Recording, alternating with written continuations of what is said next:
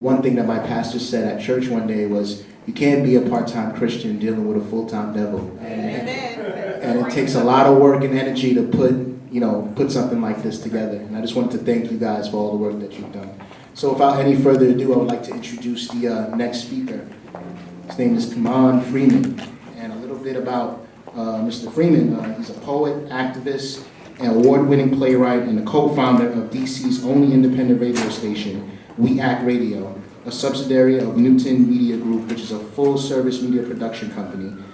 He is a regular guest on RT's The Big Motion Picture with Don Hartman, Ronald Martin's News One on TV One, and a contributing writer to Popular Resistance, an online news resource, and iconic Ebony Magazine's printed publications. So once again, everybody give a big round of applause to Mr. Freeman.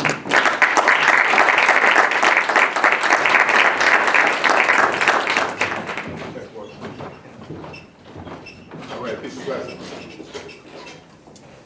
I said peace and blessings. Peace and blessings. All right. I hope that I get the same applause when I'm done, but that is not the desired effect necessarily sometimes. All right. The last speaker, who I didn't get a chance to catch his entire presentation, unfortunately. But you know those situations when you say, I should have said, I wish I had said. I didn't want those moments to go by, so this is what I wanted to append to my message. There's profit to be made in prisons, not just by private prisons. You can make money all kinds of ways in public prisons. Just ask Bob Barker. I'm a little older than you guys, but I don't know if y'all remember Price is Right. Bob Barker. He's now like the Holly Burton of the prison industry. I mean, if you was in prison, like I was doing a program in a juvenile facility, and these guys was joking around, you know, Bob Barker this and Bob Barker that. And I'm like, what y'all talking about Bob Barker? Y'all know right there. Bob Barker's name was on their clothes. Bob Barker's name is on their soap. Bob Barker's name on their toothbrushes. So I just want to put that out. There's many ways to make money, all right? And then, of course, we know that the crack epidemic got mandatory sentences, but the heroin epidemic gets compassion. These are the hypocrisies that we have to point out. And then, of course, our current Attorney General, let me back up, Mr. Too Big, Banks are too big to jail, but Pookie is Eric Holder, who did go to Ferguson, and I was there as well. He came back and said, we're going to open an investigation into the Ferguson Police Department. Y'all remember that?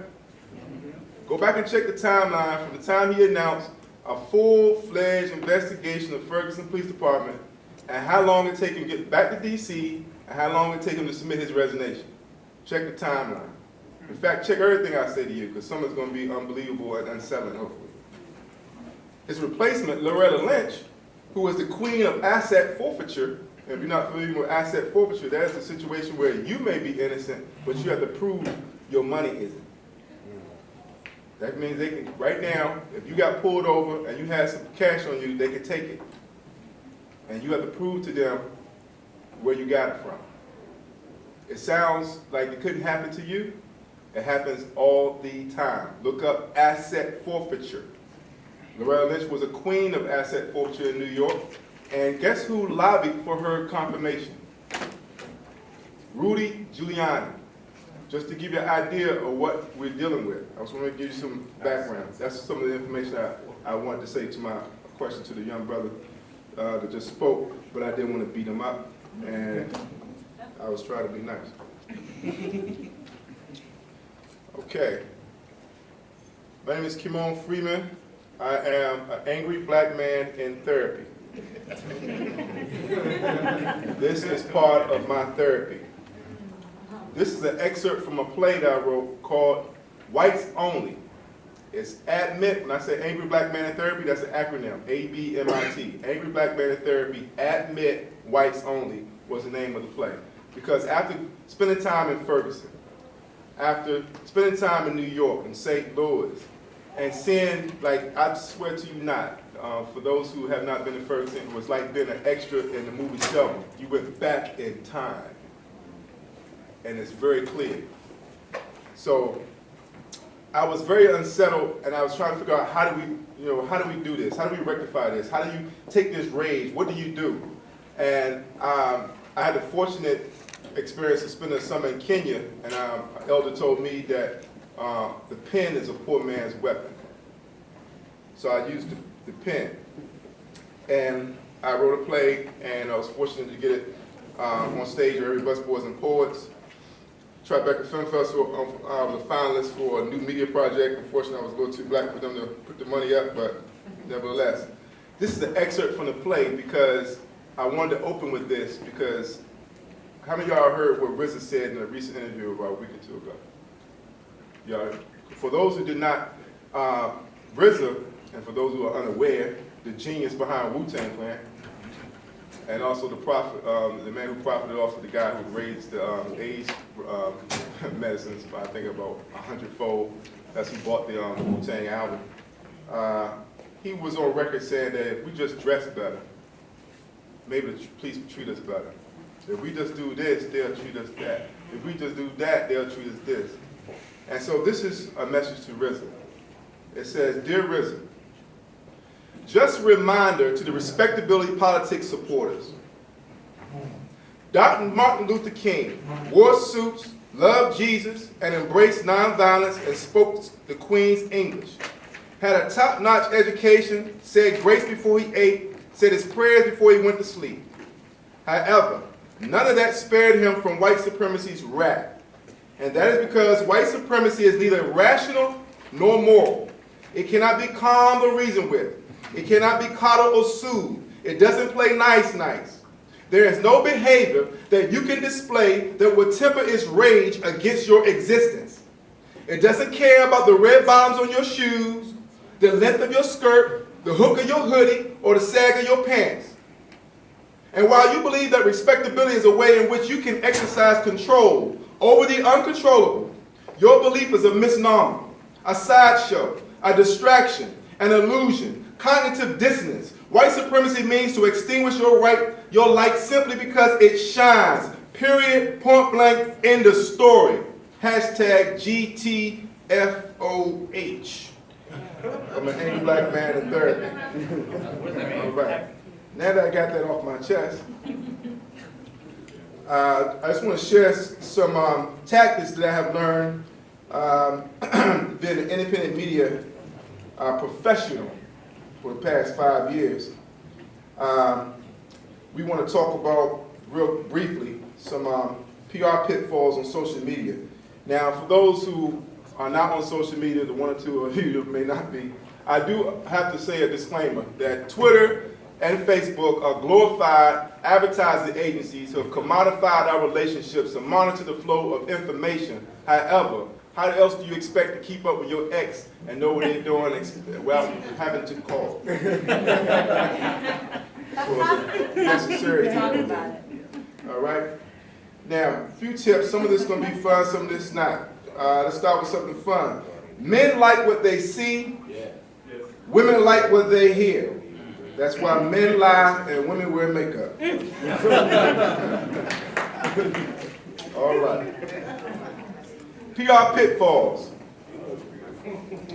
Thinking everyone is as interested and informed about your topic as you are. Forgetting to ask yourself, so what? Who cares? That's the first question you should ask, because that's the hump you got to get over to break through the noise. Too much or too little information. Too late or too early.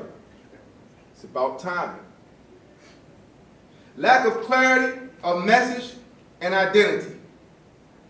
Bad artwork or no artwork. Failure to follow up or follow through. Failure to research the right media target. Failure to prepare for an interview and knowing what you want to get out of it. Failure to respect a reporter's needs or their schedule. Now, when you want to pitch a story to a media person, this is what you need to know.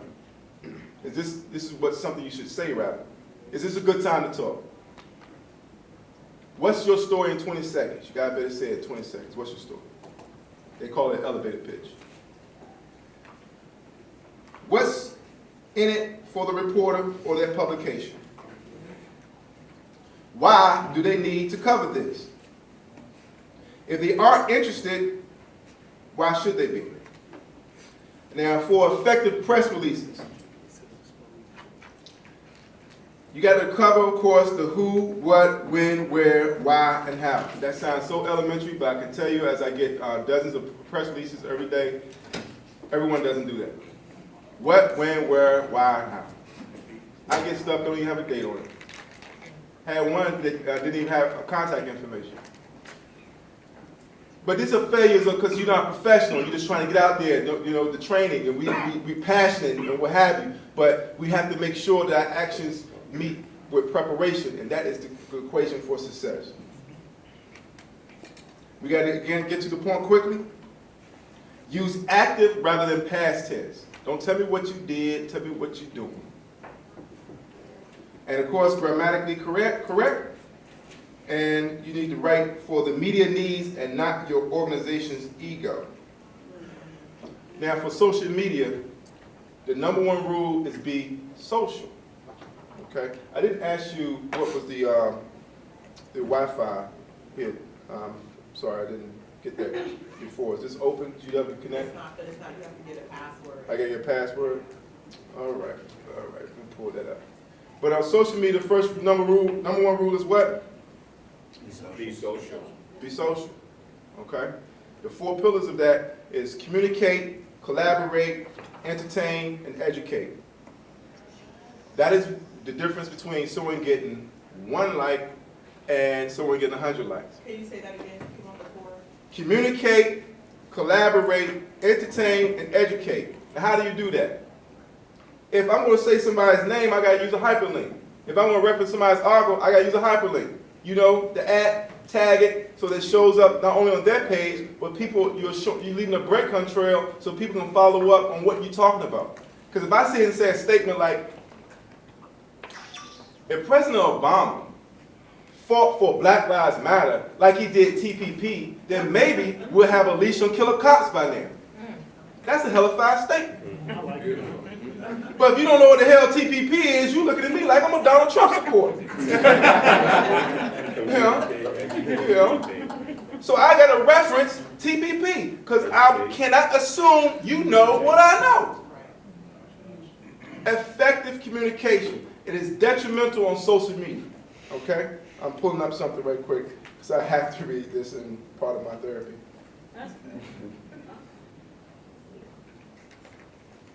It's going to take a second there. Now, social media is accessible to everybody. Everybody has access to it. You need to make sure that you utilize it properly. And I hope some of this basic information will assist you in doing that. All right. Now, this is another excerpt from the play. I'm not pushing it because it's not being performed anywhere, so relax. I'm not selling tickets. There's nothing going on. I'm just trying to shame the Tribeca Film Festival for not giving me the money. Black lives matter when we shop at other people's stores. Black lives matter when we're singing and dancing. Black lives matter on the basketball court. Black lives matter on the football field until you get carried off the field. Concussion. Black lives matter when they're in uniform. Black lives matter in private prisons. Black lives matter in boxing rings. Black lives matter when slaves were sold. But it didn't mean a thing at the wrong end of a white cop's gun or a chokehold. Because then, black lives don't matter. Forensic pathologist expert testimony don't matter.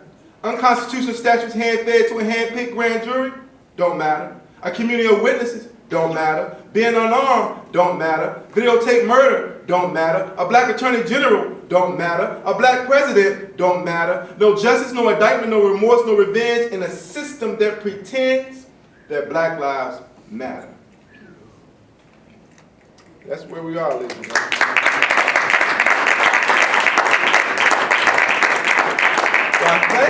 Why, thank you. I haven't pissed nobody off yet. All right, let's try again. I just want to acknowledge the images behind me. I'm assuming everyone knows who the white gentleman is, but may not know who the black sister is. The black sister. How many of y'all seen the movie Baby Boy? Baby Boy.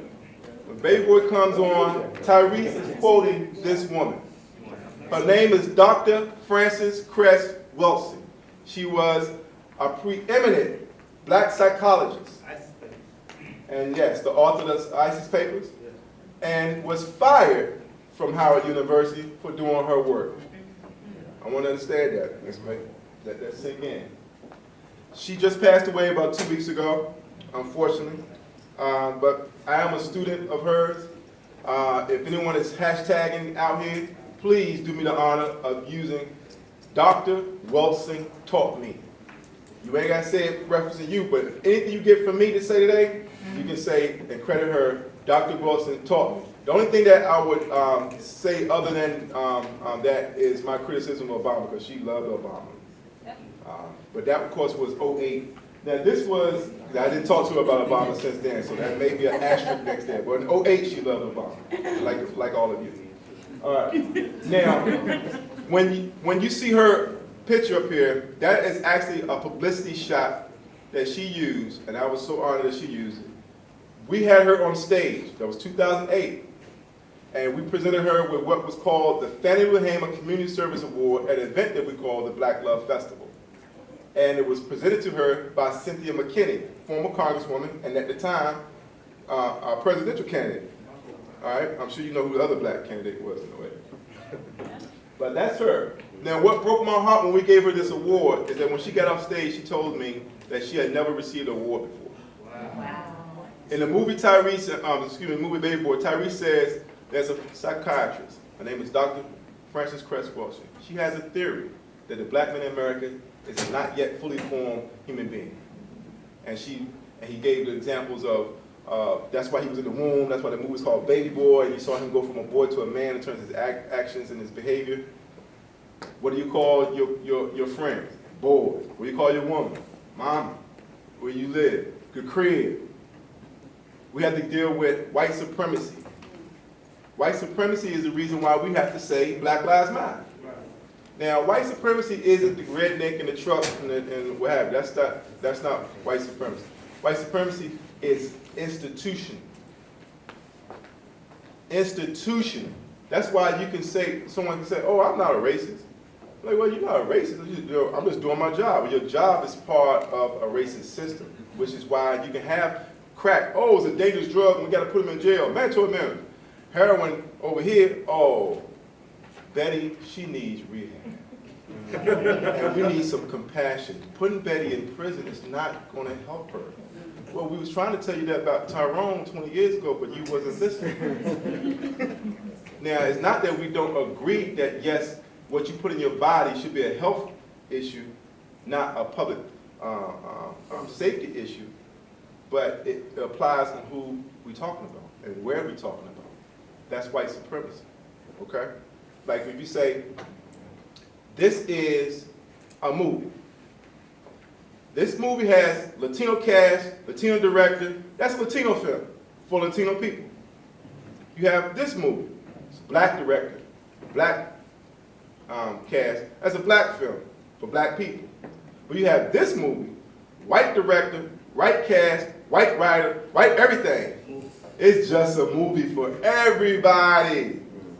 That's white supremacy. That is white supremacy. All right? So that's why having a black president is doing us no more good than having a black president on the Academy Awards. Same result. It hasn't changed the system. And that's what we have to fundamentally change. So the one thing I want to say to you is that we have to change the system. Okay? Shirley Chisholm, the first woman, not the first black woman, the first woman to run for president, said perhaps the 18th century Constitution should be abandoned to a 20th century paper shredder. We must be reminded, please do locally what the military does internationally. What is the problem with the Black Lives Matter movement that has not given us the results that we so sorely deserve. This is what I wanted to mention to you guys. Because we have to break our thinking. So hopefully things I'm giving to you is to help challenge your thinking. Okay? And before I do that, let me say this. I've told a story in Cuba and in Kenya and now at GW. There's a young couple, just got married. They're in a new house. The young wife is making dinner for her husband for the first time. She's cooking pot roast. Before she puts the pot roast in the oven, she cuts the tail end off. The husband is sitting there watching and says, baby, why you do that? She said, well, that's how it's done, silly. She said, what do you mean that's how it's done? What, make it cook fast, make it juicy, I mean, what? Who taught you that? She said, I don't know. My mother always did it that way. So she calls her mom. Mom, why do you cut the tail end of the pot roast off? The mother said, I don't know. My mother always did it that way. She calls her grandma. Grandma, why do you cut the tail end of the pot roast off? And grandma said, because I don't have a pot big enough for it to fit in, baby. That just goes to show you that we have to break a cycle of practices that we continue to do and have not challenged or even reconsidered. Because that's how it's always been done. We are the generation, you are the generation that has to change that. All right. Beginning to change that will have to also manifest itself in your actions. Now here's a posting. Now I posted something on social media. It says $70 billion shame of America, the lottery. Now on my We Act Radio Facebook page, that's fine. I put that information up there because that's a news source page. That's the information. But on my personal page, it can't just be that because it has to be social. Here's a social comment. Title, Hustler. Black controlled numbers racket in every American urban city with odds of winning 1 in 1,000. Stick-up boys. The state criminalizes this organic black business, steals it, rebrands it, and calls it the lottery. Pimp. Takes in $70 billion annually with odds of winning 1 in 300 million. Hoes. The higher the jackpot, the more they play. Have to change your thinking. All right? Now, never have so few taken so much from so many for so long. They must find it difficult, those who have taken authority as the truth rather than the truth as the authority. Too many of us have a dedication to loyalty rather than to the truth. I fear the police more than any thug. That's Roland Martin from TV One Town Hall in Baltimore. You remember when they called them children thugs? Yeah. But what do they call the armed man who took over a federal building and has been there for over a week? What do they call them? White supremacists.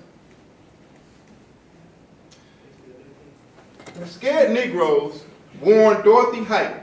Everyone know who Dorothy Height is? Because I cannot assume that everyone knows what I know. Okay. That if she supported the Million Man March in 1995, that she would never get the money to purchase her building, which is the only black-owned building on Pennsylvania Avenue, by the way. Purchased by who? Anybody know? Who's the richest black woman in the world? It's purchased by Oprah Winfrey. But they told her that she should not support the Million Man March because how is she going to get the money, blah, blah, blah, blah, blah. You know, also, Dorothy Height is the reason why Martin Luther King even gave that speech, I Have a Dream. She's responsible for him being up there.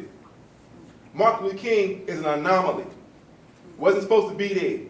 Not just on that stage, he wasn't supposed to be in the annals of history the way he is. He was, what do you call, an X factor. I cannot remember the gentleman's name, but he replaced a preacher who was too radical for that church at the time. There's a TV movie, James Earl Jones portrayed him. And they went to go get this country preacher, a young guy, 25 years old, out of town to bring him in so they can control him. And what they didn't factor in was that the Montgomery bus boycott jumped off. And they thrust him in the spotlight. And then when they tried to calm him down, that's the letter of Birmingham jail. Hey, you're going too fast, calm down, we're going to do this. And he said, no, this is it. And then when he got to the war, he said, why are you getting yourself for the war? No, this is the civil rights. You should know your place. No, this is it. J. Edgar Hoover called him the most dangerous man in America. You know who J. Edgar Hoover is? Yes. Now, how do I reconcile being at Martin Luther King's memorial dedication concert, and there's a luncheon for whatever fraternity Dr. King belonged to, and guess who their keynote speaker was? The assistant director of the FBI. Who's on stage saying, the FBI supports the dream of Martin Luther King? And all these Negroes, just me and the cameraman. Just me and the cameraman. Independent media sources. Who gets to tell the stories?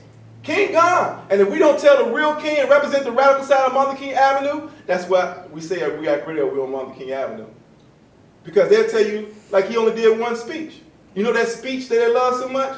It's because they edited it. That's why they love it so much. That speech had to go through several hands before he could spit it out there.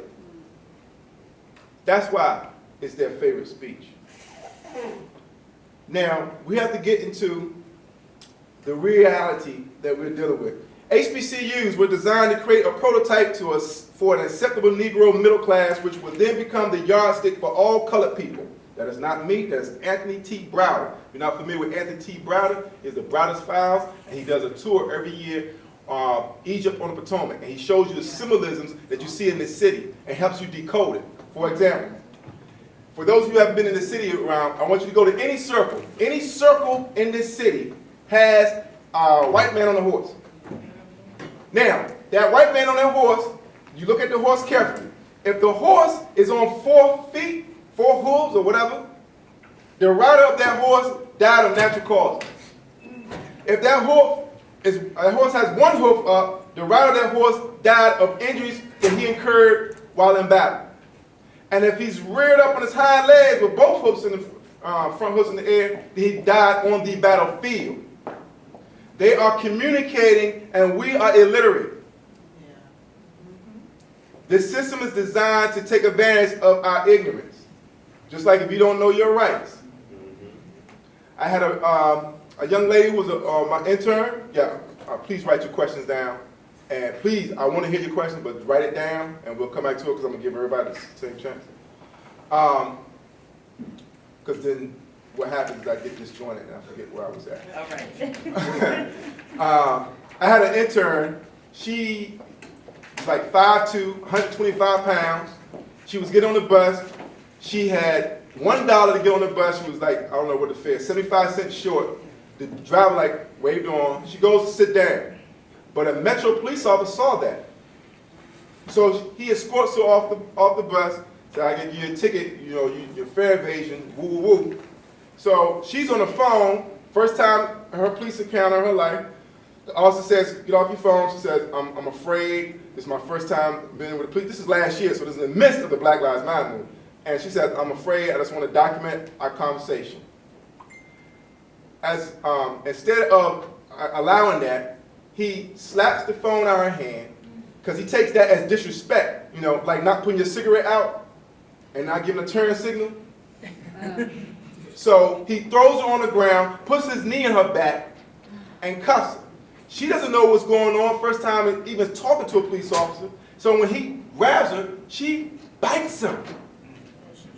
Now she's arrested for assaulting police officer, fare evasion, bombing the White House, all this stuff. And her mama calls the first angry black man that she could think of. What should I do, my baby? I said, tell her don't plead to nothing. Right. We go into court. We'll find a lawyer and we go to a trial. Don't plead to nothing. And we get the trial. The judge, there's a judge, it was a trial by judge.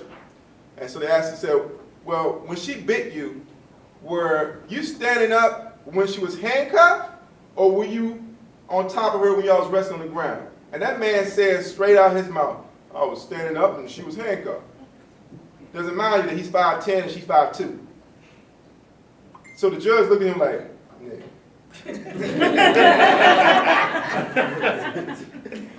and in his note, he said that she was the victim of excessive force and had the right to defend herself.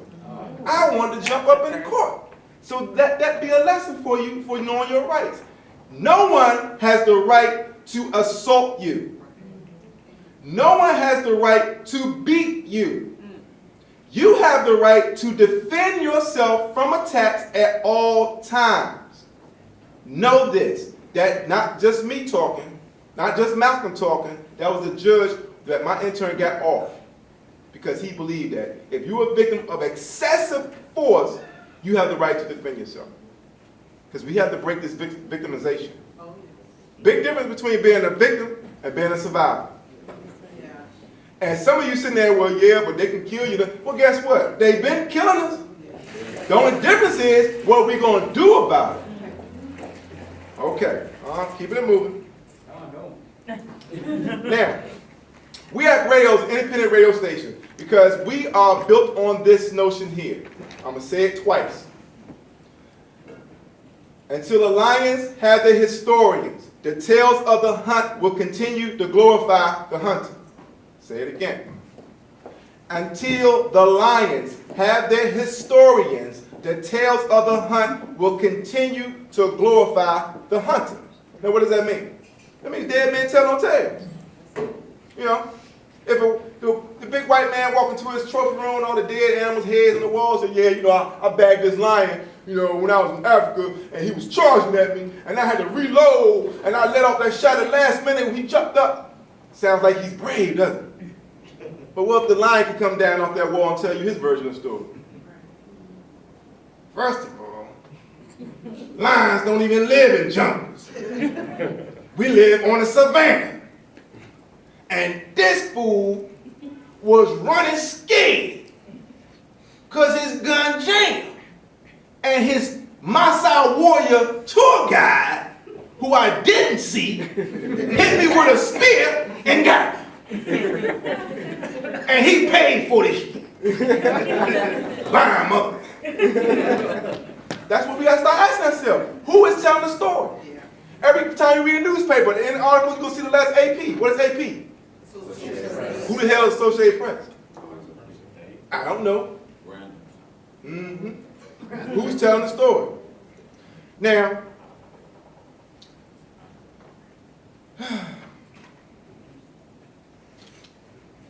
little food advice, got some notes. In the words of Dr. John Henry Clark, I'm speaking around the issue to get to the issue, okay?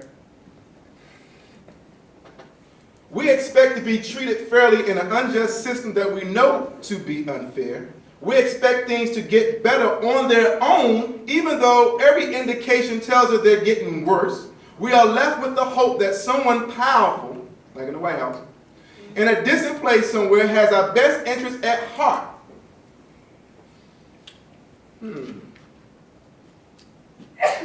Bless you. Have we submitted our manhood by giving up on the possibility of change? Have we accepted the compromised position of weakness, of inequity in this society? If something isn't drastically done in our lifetime, it is going to get worse. What are you willing to do?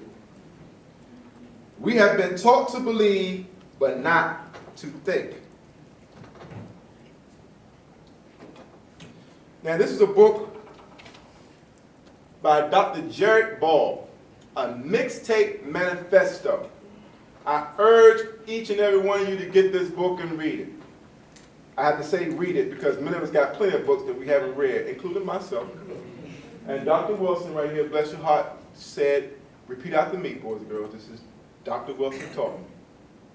Reading is more important than watching TV. And she would do it twice. So indulge me. Reading is more important than watching TV. I don't want you thinking that because you're reading something online that substitute a book. Because that means someone wrote it and it went through how many hands before it was the book. Go with the book. At least you know the author read it, you know. Put his name on it. You know.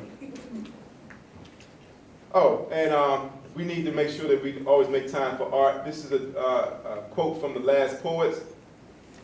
Cool fools, as a nightstick glides gracefully upside your head. All right, we're talking about institutions. Let's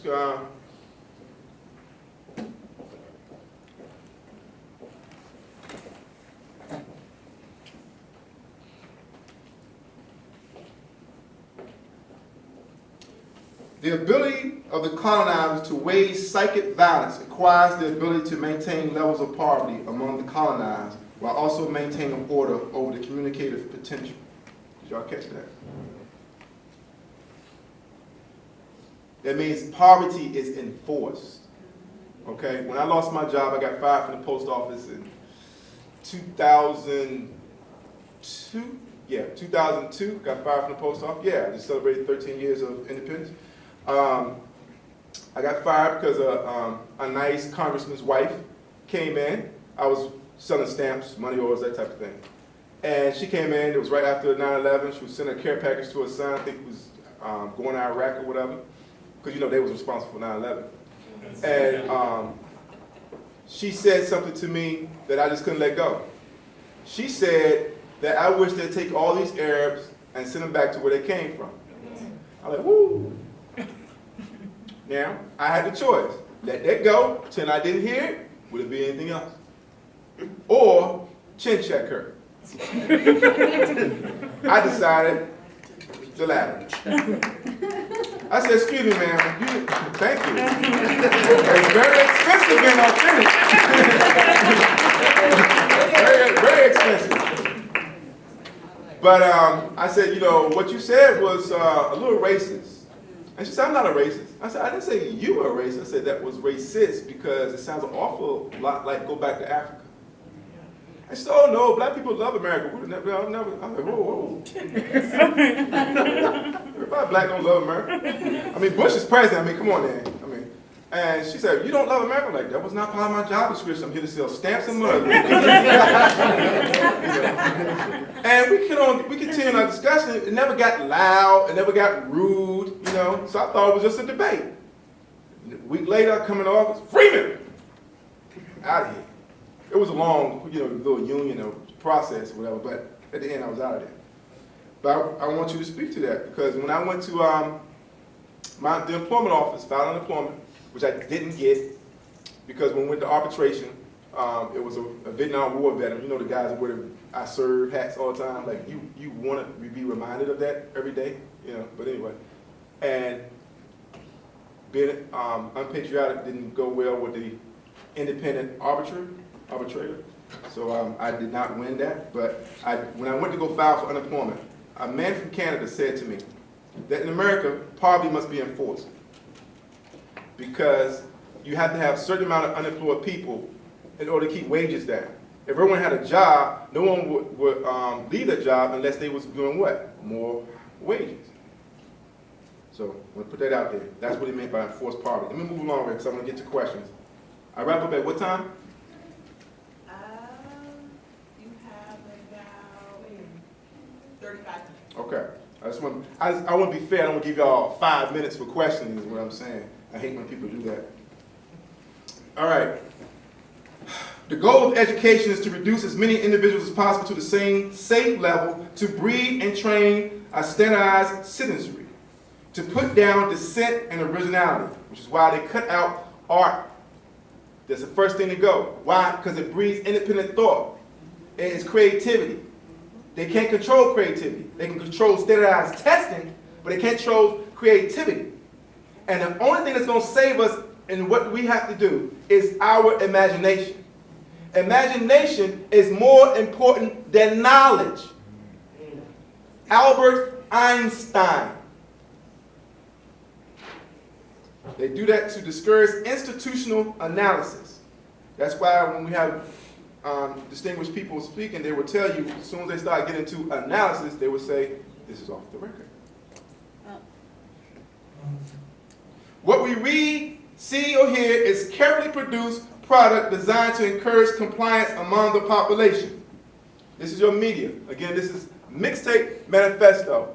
I just glossed over it. I got a lot of stuff highlighted here. A Mixtape Manifesto by Dr. Jared Ball. Please pick that book up. And when you're done with it, throw it at somebody that doesn't read. Now, I got to say this. I get up every morning determined to both change the world and have a hell of a good time, which sometimes makes planning my day difficult. All right. Now, I was down on the, where were we at? I think it was on Pennsylvania Avenue for Al Sharpton, you know, the guy that said he would never criticize Obama, but finally has broke free. I don't know if y'all heard, he criticized the mayor of Chicago, said he should be stepping down, you know, so I was like, wow, he actually he broke, you know, we see how that goes. But you did hear that the White House didn't immediately release a statement in support of Chicago mayor. I don't know if y'all following this stuff. Okay. All right. Having said that, so I'm down there with Al Sharpton for that big, I don't know what they called it, last December. And this is when the young girls bum rushed the stage, took the mic from him. Y'all remember this? Y'all remember this?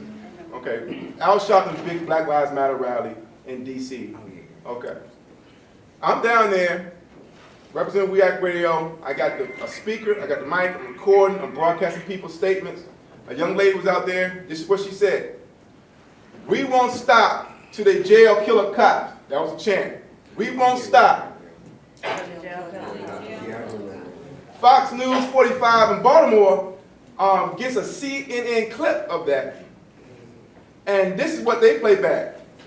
"We won't stop to kill a cop," because they chopped it up and put it out there. So my black stand up there, "We won't stop to kill a cop." And I'm like, yo, they got my face with "kill a cop" up here. That's your media. 6 corporations control most of what you see, hear, and read in this country. Six. If you change the channel more than 6 times, you right back where you started. Okay? Fox News went to court, and it was declared that the news is not legally required to report the truth. In the case of Monsanto, they had 2 reporters did the whole thing on Monsanto. Everyone know what Monsanto is? Yes. Okay, could never assume. GMO. Yes, GMO. They didn't like the story that came back and said, "We got to change this." Reporters said, "No, that's what happened. That's the truth. That's what the facts. That's what it is." Well, Monsanto's a big client. It's a big advertiser. They ain't got nothing to do with our journalism.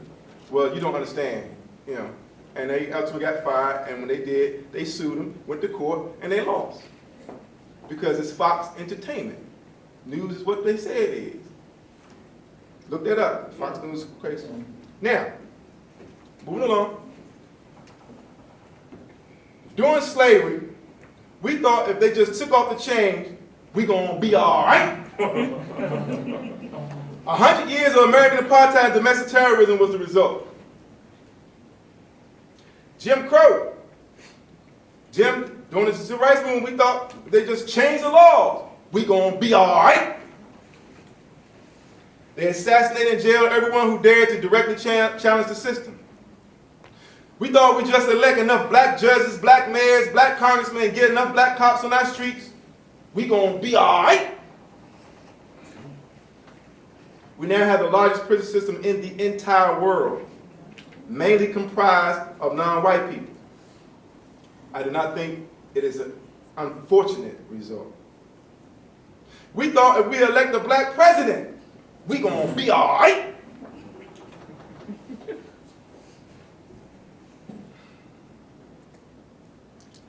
We never thought to change the system. The system has not changed since day 1 to today. 1 iota. Do you know the statement, old money? That's where it comes from. They want to tell you, it's such a long time ago. Where you were? We have been enslaved in this country longer than we've been free. That means your great-grandmother's great-grandmother. That ain't that long ago. Your great-grandmother, do you even know your great-grandmother's name? Yes. Bless you. You're just a baby. You're just a baby. We got to get into this, y'all. Now, here's the thing.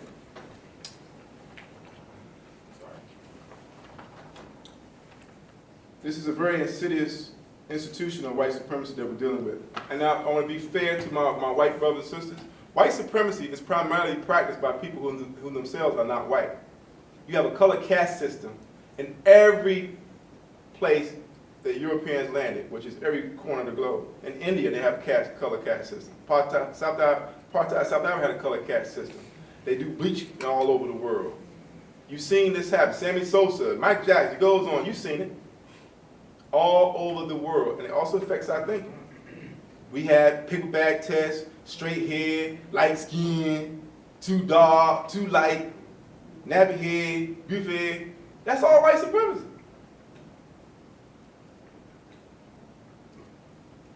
This is a blueprint for Black Power by Dr. Amos Wilson. A lot of answers in this book. Blueprint for Black Power. All right? Now, this is not about the subjugation of another people. It's about the liberation of a subjected people. Big difference. All right, you like that one? That's back enough for you? All right. Listen carefully. In reality, such a system as the racist modern American capitalist system limits the success most of us can achieve. Even as the individual as central sensibility, American individualism, encourages to believe otherwise.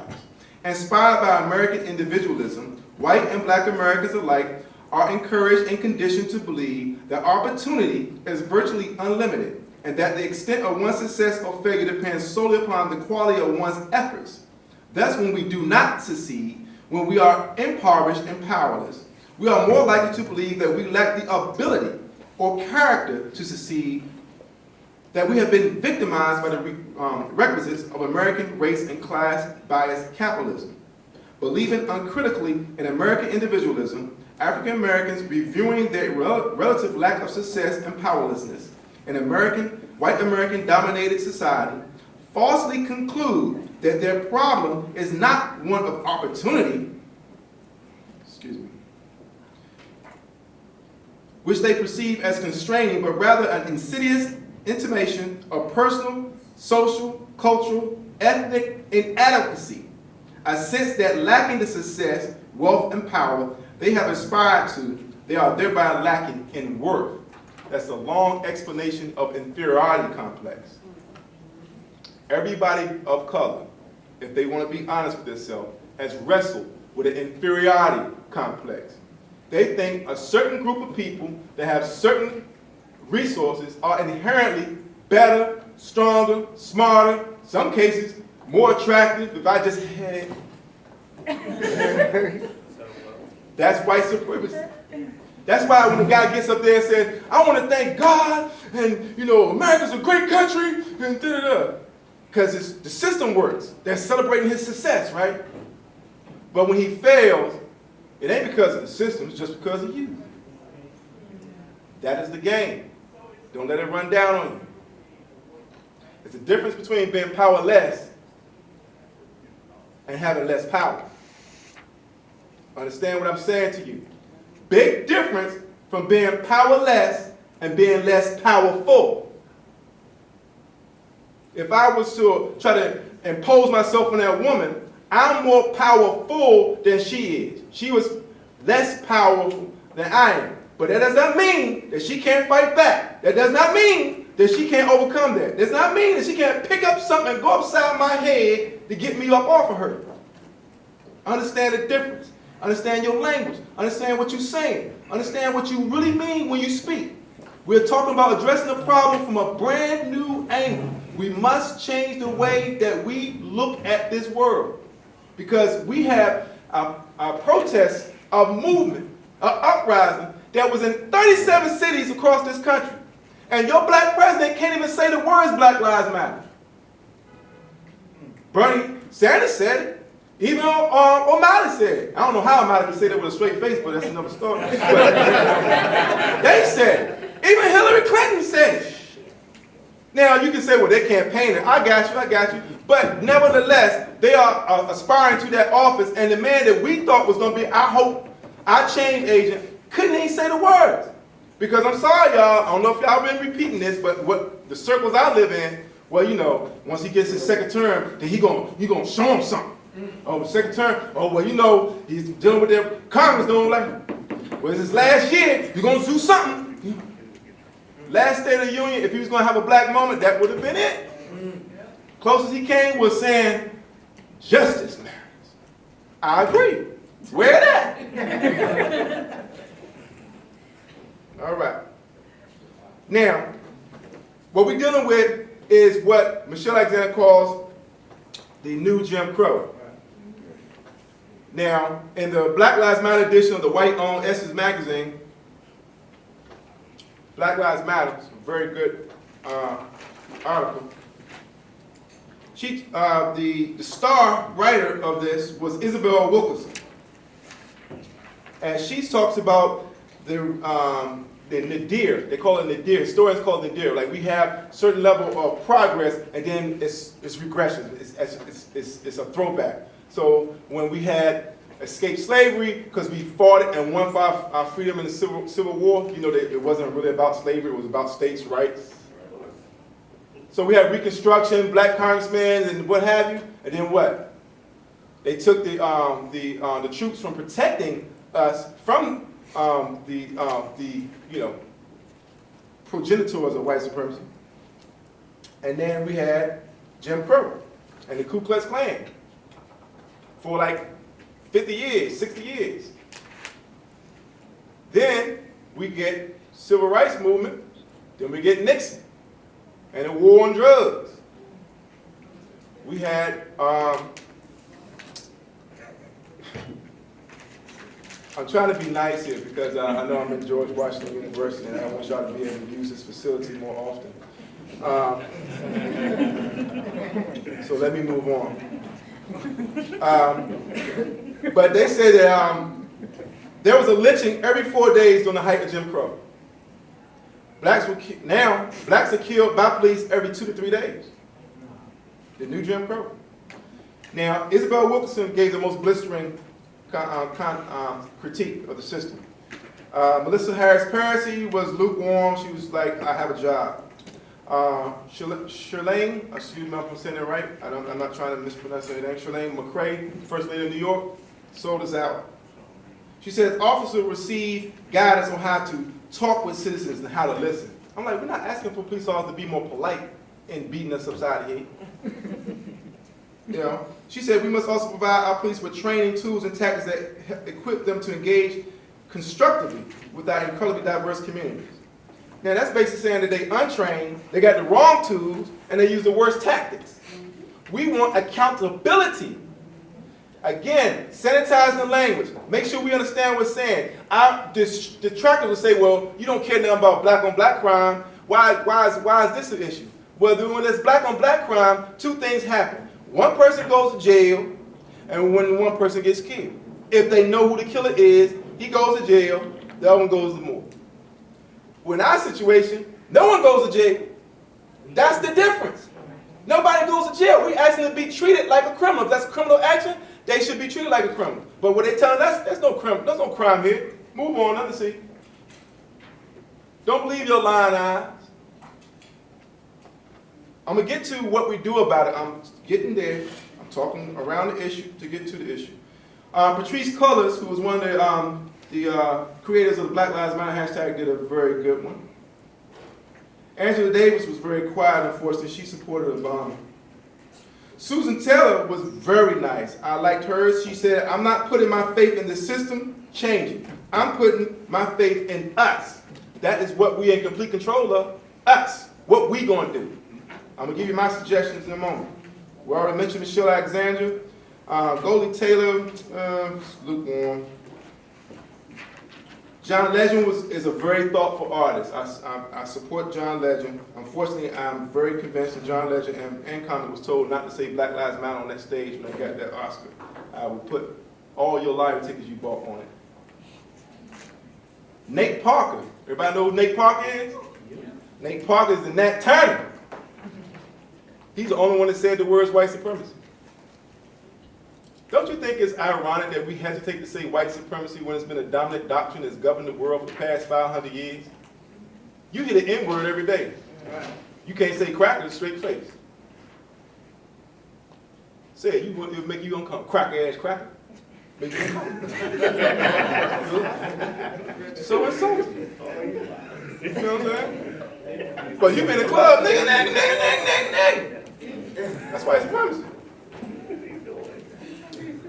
All right, moving on. Sunny Hostin, CNN host and legal analyst and former prosecutor, had the most blistering legal critique. She says that the bottom line is if a prosecutor wants to indict a case, the case gets indicted. The prosecutors in both Brown and Garner weren't seeking indictments, period. It used to be said before the age of Obama that a prosecutor could indict, a grand jury, could indict a ham sandwich. He used to joke about that all the time. Apparently they have lost their taste of pork. So we have victims. You see the mothers they run, well, we forgive them. Show me a Jew that forgave Hitler. We are too accommodating. We got to change this system. And it can be done. It can be done. Now, I have been to the only direct thing Obama has done to address the Black Lives Matter movement was the assembly of the 21st Century Task Force for Policing. Okay?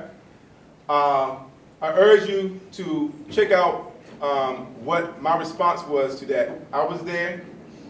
I testified. I'm here to tell you that I met the president of the Fraternal Order of Police, the president of the National Police Association, and this is the Good Old Boy Network. They was in high-fiving each other on how good of a job they're doing, how much crime is down. Yeah, there's a couple of dead niggas here and there, but it's a rough job. I'm serious. The only person, well, there was a Mr. Oglethorpe from Harvard University, I believe. Don't quote me on that, but Mr. Oglethorpe, he gave a nice visceral critique. But the only person that directly challenged the love fest that I was witnessing was, ironically, Kevin Johnson, the former Pope guy for Phoenix Suns on Charles Barker, and now mayor of Sacramento. I'm saying it right, Kevin Johnson? Kevin said that he was having a town hall with the community and the police at the very moment that the Mike Brown verdict was being read. Because they waited late at night, because they have late night press conferences announcing something that may have a volatile result in the streets all the time. And as soon they stopped the town hall, they turned on the TV, they watched it, and immediately after, they go to cameras. Your comment. He said he had time to speak to his publishing team. He ain't had time to prepare a statement. He ain't time to write a press release. He said he had to be real. And he simply said, I'm paraphrasing, I don't understand this. Something has to be done. This just ain't right. He said before he got to his car, his phone was blowing up from the FOP, from the police union, from the chief of police. He said, how you gonna throw us on the bus? You can't do that. You can't never criticize the police. And it occurred to me, no one is in control of the police. No one is in control of the police. There's no higher authority you can go to. That is it. You have seen it. The gentleman that was here earlier, he's basically said, I can't force them to report this information. He said, the information they're reporting is not factual. That means they're lying. When you do it, it's a lie. When they do it, it's infactual, or it's bad information, okay? So we have to understand that we may have less power to affect their behavior, but we can affect our behavior. So we're going to get into that, and I'm going to take some questions in just a moment. But this is what I want to say to you before we start. When I dare to be powerful, to use my strength in the service of my vision, then it becomes less and less important whether I am afraid. I have a mixtape called FTP. You know what that means? So Google. That's one version. That's the PG-13 version. I urge you to check that out. It's not for purchase, just listen to it. It's a lot of information on that. FTP mixtape. If you put my name, FTP mixtape, it'll come up. There's a lot of information up there. Because basically what I'm saying is this. We're always going to hear, well, all cops are not Bad. bad. No one's saying that. No one's saying that at all. But how many of you have had a bad encounter with police? Stand up. No, stand.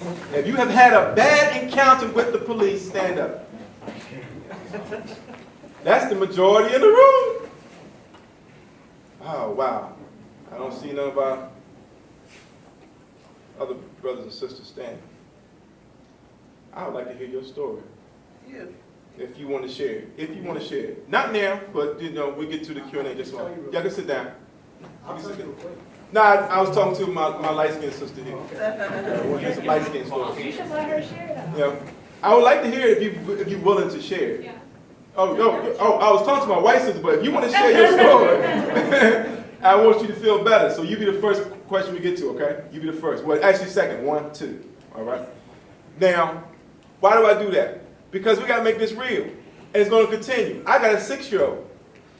And I'm telling you, like the Godfather told the meeting when they said that we're going to start selling drugs and put it in the black community.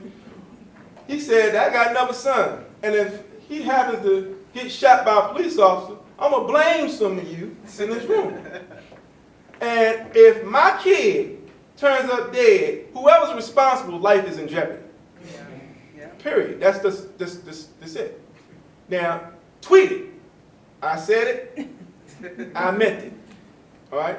But I think you'd be less than a man not to feel the same way. I think you'd be less than a mother if you didn't feel the same way. Not, oh, I forgive him. I want you to understand how white supremacy works. It devalues us and overvalues them. Now, this is not about taking away from something. This is about building up something. Now, I had the pleasure of meeting, excuse me, I'm having a senior moment.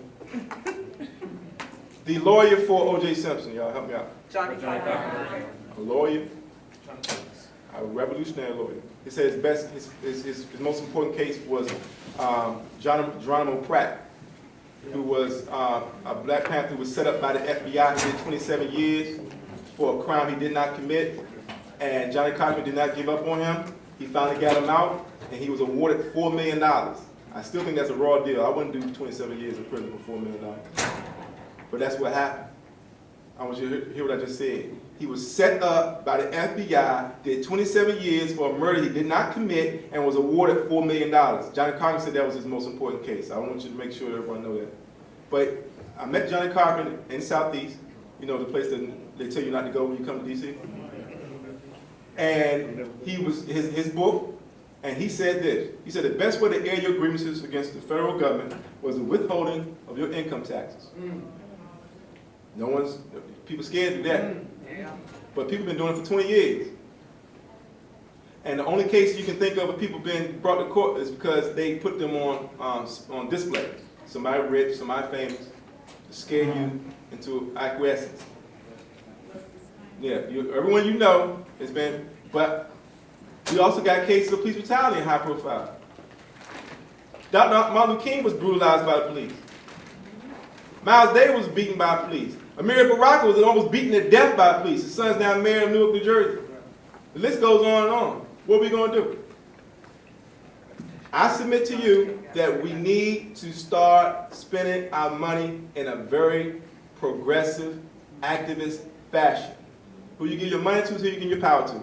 We had a Black Lives Matter protest in Ferguson, nonetheless, and my driver, who was just got shot by a rubber bullet, we got tear gas, and he said, I'm all right, let's just go. And we leave. He said, I got to stop at the ATM, get some money. He's with Bank of America. I'm like, what are you doing with Bank of America? They're one of the biggest progenitors in private prisons. My other comrade, he's with Wells Fargo. Wells Fargo invested in apartheid South Africa. How are we going to be activists and we giving them our money? Yeah. We have to start, because we have to start examining what we're not doing. Because obviously what we've been doing is not working. Okay? What we've been doing is not working. Now, with that frame, I will open the floor up for questions. And hopefully we can get some good discussion going. Are these mics working? Yep.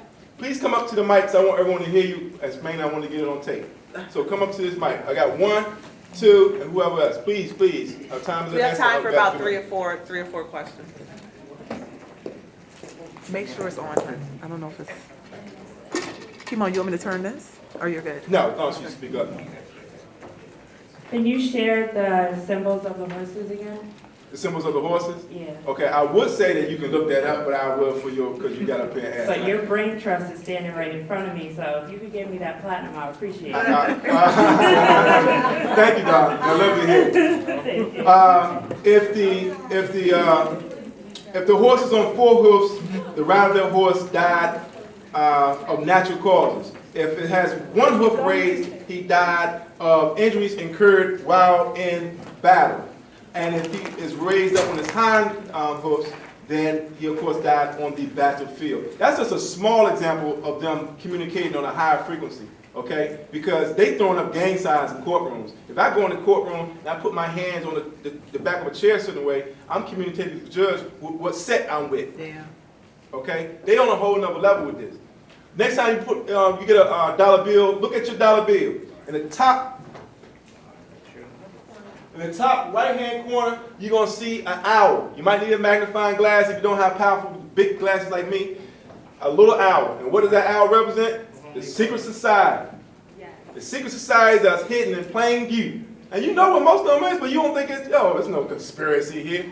I can tell you about a bunch of friends I know in jail right now because of conspiracy charges. You going to tell me there's no such thing as conspiracy? Okay. So you can go what you want. Anybody else, please give me a question. And challenge what I'm saying. I'm not saying that I know more than you. I'm not saying that I'm right. What I am saying is that I'm not afraid and I'm willing to do something that hasn't been done in order to bring about the changes that we want to see. Because obviously we're doing something wrong. Yes. How active should we be lobbying against, protesting, or working to vote for or against our district attorneys? I come from Massachusetts. We had a Black Lives Matter protest that was that on Route 93, one of our interstates, where most of the people involved in the protest were allies, were white. There were a lot of white college students, but there were also white young professionals and individuals of color, all of who were arrested. Their charges were not dropped, despite the sentiments of several elected officials that their charges should have been dropped for blocking traffic on the highway. So, do you think we need to be proactive as far as this movement with district attorneys? Absolutely, but I think what you should do, I'm not in support of shutting down highways and because you got situations where if I'm trying to get my kid from daycare and they're gonna charge me $100 or call the police if I don't get there in time, then I'm not gonna be sympathetic to your cause. And I don't have anything to do with what your actions are. And so we got to be a little bit more strategic in building a support system. So I would go to that this attorney's building, his office, shut his office down. That's what you do. And I want to see that happen. I'm willing to shut down, metros if there was an event like it was, Macy's Parade or something like that. Then I would. And they did shut down the commuter line to the Patriots game. Yeah, we have to be more strategic. Okay. But I would say that I think we should have target protests, and I think it should have economic consequences for me to support them. So only the people currently standing in line can ask questions because we're running a little short. I'm sorry, I got long-winded. That's okay. Hi, my name is Jacqueline. Thank you for being here today. Thank you for speaking. Not a problem. My question is, what do you say to those who argue against our cause, who say that the problem comes from our inability to raise our children? They say that our problems are because of our households. I would simply say this. Everything America has done has been criminal, first of all. The American history is criminal. And they use the conditions create the crime. Right. And they use the crime to justify the conditions. Right now, we all civil. If we don't get nothing to eat long enough, we're gonna be a little less civil. Right. And after being a little less civil, and somebody comes in here with a whole box of pizza, and think they're gonna eat that whole box by themselves, you're gonna see how uncivilized this wonderful group of people gonna become. Now, are we criminals, or did the conditions create a crime? Right. If anything pop off, the conditions create that crime. So you make sure you tell them American history is one of a long string of criminal acts, and that they have used the conditions to justify the crime. Thank you. I said it backwards. You use the crime to justify the condition. I'm sorry, I misspoke. Hi, so I guess my question is on, like in 2008, it wasn't just... Nice shoes, brother. I'm sorry? Oh, thank you. Shine. That in 2008, it wasn't just Black Americans who elected Obama. A lot of white Americans also elected him. That's because his mom was white. They felt more comfortable. And so I guess the question I have is, a lot of people in the Black community will say, well, Obama hasn't really done much for the Black community. He's done just as much as the president or Academy Awards. Uh, For us. But I guess the pushback some people also give on that is that Obama isn't just the president for Black Americans. I love that. So I just want to hear your thoughts on All that. right. So when they tell you that he's not just the president for Black people, okay, are you American? A certain population of Americans are disenfranchised and been exploited and been terrorized by domestic terrorism, but somehow you're not going to represent us? Even though we are the main people, over 90% people that voted for you, but see, Black lives don't matter. That's what they're saying when they say that. Okay? Do you think for 1 second that a large constituency of Jews elected somebody and they had a problem that the president didn't tell them? Well, I'm not a president for the Jews. Israel gets more money than Sub-Saharan Africa and Latin America combined every year. That includes your money, brother. Good afternoon. My name is Andre Washington. My question is simple. What is the tour, the Decode DC tour? Egypt on the Potomac. Egypt on awesome. the Potomac. Egypt on the Potomac. You will learn a lot, will change your life. The reason my son's name is Kepler is because of that tour. We have to educate ourselves. You can't do more unless you know more. Yeah. You can't do more unless you know more, and the institutions that educate you are not going to teach you how to liberate yourselves. I do have a question, but I just want to speak to something Jacqueline said. Black men are more likely than any other males in America to have changed the diaper, read to their children, take their children to school, and right now in America, Black men are more active with their children than any other demographic. But my question is, I went to Ferguson. We did some political training. I've been up there twice. We got some good people.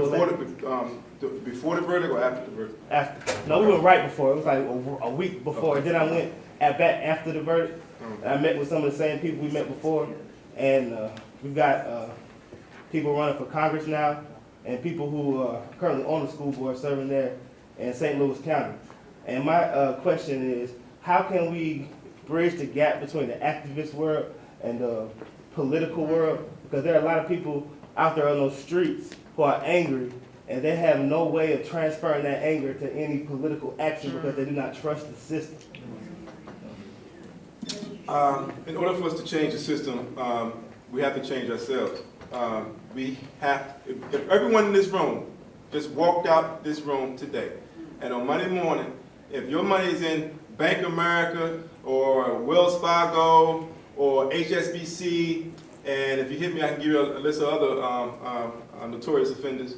You need to be in small banks, not just a black bank, because I would suggest a black bank, because the black bank here in DC is very good, industrial bank. But I would rather say independent banks, small independent banks, because just because it's black doesn't mean it's good. Right. Okay, BET is black. So what? Okay, I don't want you to think this is black. You know what I mean? Because I got a white brother up here. I rock with him. Okay, I rock with him. But move your money, and let's start conversing with each other. If we all go our separate ways and never speak to each other again, that's our fault. Yeah. We got to organize ourselves. Yeah. They are doing a wonderful job of bringing us together like mind. What are we going to do? What are we going to do? I got a closing statement, but I want to. Yes. Oh, yeah. Okay. Thank you again. Thank you. So in the same vein that Bridgman just asked you the question on, I love the phrase "I ain't new to this, I'm true to this." But leading this group, I have literally had battles with elected officials who did not want to have the conversations regarding Black Lives Matter with us because they don't see us as a social justice group or a new civil rights group. They see us as more the party. And then as we're advocating for certain things, you know, I feel that as they are the agitators in the streets and doing the media and the things that they're doing to garner their support around the issues, it is our job because we are the assistants to elected officials. We are in certain positions in our careers and things like that to speak truth to power from our positions. But how do we do this so that in 20, 30 years, when we are the leaders of the movement, of the party, of positions of power, we are not Jesse and Al versus the activists. We're not the new activists versus NAACP or the Democratic Party itself. How, as we are now in the vein of social justice, how do we make sure that 10 years down the road, our group isn't fighting the people in the street and we're fighting on the same accord? Well, I think that you need to actually explicitly address that. Like somebody has to come out and say, I wish the Occupy movement worked with the Black Lives Matter movement. What if they had happened at the same time? Wouldn't that have been great? That's a great conversation. What if the Occupy movement and the Black Lives Matter movement was occurring at the same exact time? Because if you go back, time, you know, all the lessons is right in front of us. We just got to go back and look at it and compare notes. Everything that they criticized the Black Lives Matter for, they criticized the Occupy movement for. You know, so they didn't support Occupy movement. They didn't support Black Lives. Well, what do you support? Here's young people trying to push their president, trying to push their country, talking about all these wonderful things. Occupy movement was talking about Bernie Sanders' platform before Bernie Sanders. Yeah. Black Lives Matter movement is talking about the things that was unfinished. And unfortunately, when Obama came into office, it was the greatest sale of guns in the history of America. The gun industry made so much money off him coming into office, they should thank this dude. So we have to point out those hypocrisies, and we got to create those alliances. We got to create those alliances, okay? And that, I hope I'm answering your question, but I can get more detail. I just don't have enough time or water. I'm supposed to have some. I'll have some. I got it. Hi, brother. My name's Alan. I work for the Department of Education in New York City, and we've covered a lot of topics in reference to what's going on in the Black community. And the art in your curriculum? I work for the superintendent, so I'm a family leadership coordinator. So one of the things that I wanted to ask you was the role of education, because we spoke about a lot of things, economics, everything. And I really feel that if we don't win the war in our schools, then I feel like everything else doesn't matter. And I would like to recommend a book by Lisa Delpig called Raising Expectations for Other People's Children, which basically talks about what kids of color are going through in our school systems. I think, I can only speak about DC because I'm intimately aware of the educational or lack thereof in DC. And I know that with Michelle Reed, who unfortunately, that's why I was hesitant to big up Kevin Johnson because he's married to Michelle Reed, who was the chancellor of DC schools until she left town. And what was happening, or what is happening here, is that they fired a lot of Black teachers. Not to defend all of them, because you know they were still teaching Christopher Columbus discovered America, which is the cornerstone of white supremacy, and you're all Blacks, you know, classroom. I understand that. So we didn't change it when we had the opportunity to do so. I just want to make that clear. But there were a lot of good teachers, and so they fired a lot of Black teachers, and they brought in a lot of young white millennials who were attracted to come to DC because it's new, exciting, and gentrified, and sexy, and they get promises of once they do their time doing their community service work, working with the indigenous natives here, then they get money to go to graduate school and become professors and tenured and and have a career. That doesn't change one iota of the kids they're dealing with. You know, the fact that we are here in the nation's capital and we have a decrepit public education system speaks volumes. because you would expect there would be a model to follow. Right. But you gotta understand that is it Ernie Duncan or Arnie Duncan? Arnie. Arnie Duncan is on record with saying that Hurricane Katrina was the best thing that happened to public school in New Orleans. Now who could say that? And no one checked them on that. Those people that was killed in Hurricane Katrina had to die to improve the school system and how to improve it. Charter schools. We can get, education is a very deep issue. We actually have a program on We Act Radio, Education Town Hall, every Thursday at 11 a.m. We deal exclusively with education because we agree that it is necessary. Because Malcolm X said that, only a fool will allow the enemy to educate their children. Right. But it's also our responsibility to educate our children. Just because they go to school don't mean that we don't have a responsibility to check what they're learning, not just participate in what they learn, but also have our own curriculum. Have our own book for them to read. Make sure they have a sense of information that's important to us. I just want to make sure that's clear. So we still have the responsibility to educate our children. Now, my closing statement is this.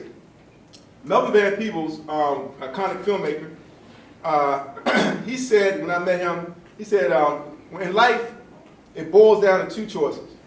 You either have what you want or do what you want. And sometimes you can have both, but it's important for you to decide early which is your guiding principle. If it's do what you want, there's certain things you're not going to have in order to do that. If it's have what you want, there's certain things you must be willing to do in order to have that. But I warn you, for those who say they love money and they want to have, that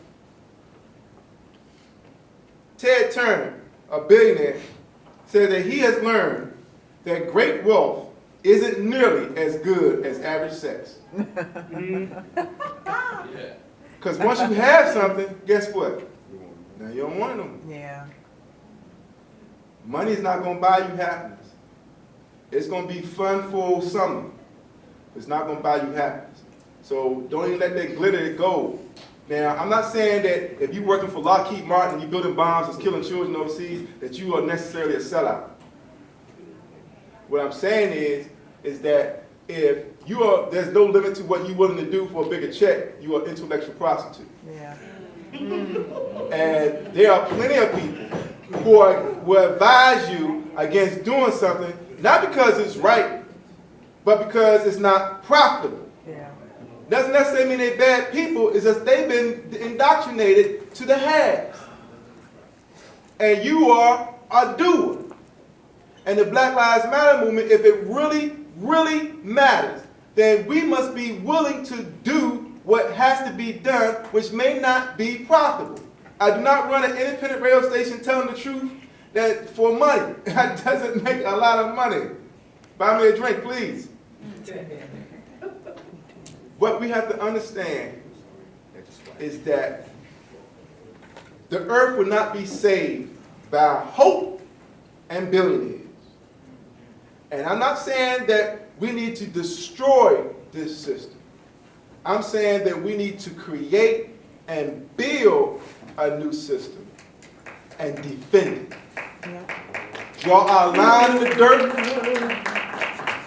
And in the words of the late, great Ossie Davis, who gave a eulogy for Brother Malcolm and Martin, told me out his mouth that we have always been in conflict. And there comes a time we must declare to the world that we shall not be moved. And I'm not saying that you're supposed to lay down and throw your hands up. I'm telling you, you should knuckle up. And who you give your money to is who you give your power to. And if we're not working together, we're not working at all. Thank you for your time.